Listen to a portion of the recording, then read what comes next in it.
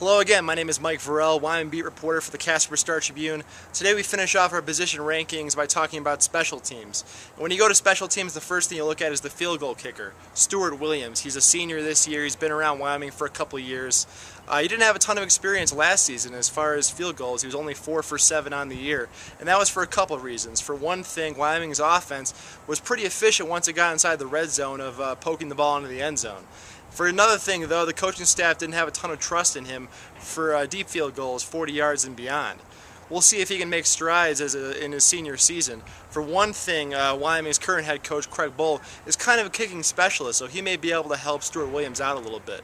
When you look at punting and kickoffs, Ethan Wood seems to be the guy.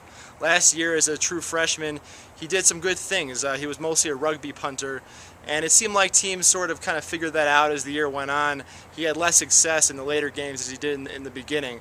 But I wouldn't be surprised to see him try traditional punting this year. He's got a big leg. He's still learning to play football. He used to be a soccer player, so we'll see if he can take strides in 2014.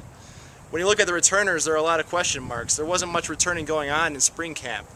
But as far as the depth chart goes, there's two guys that they're looking at right now. One, Jalen Claiborne, did much of the returning last season, very reliable. You know he's going to catch everything, but the question is run backs. He's not very explosive. He doesn't seem supernatural in the return game, so we'll see if someone else can step up behind him. You've also got Blair Burns, a guy who has returned in the past, but last season in his only opportunity to return he fumbled, so he may not be the most reliable guy.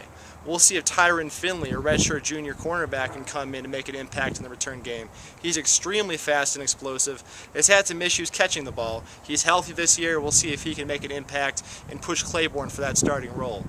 Well, that's it for the position breakdowns. Tomorrow we start fall camp. Go to pokes.trib.com for all that coverage. Until then, my name is Mike Vorel. Take care.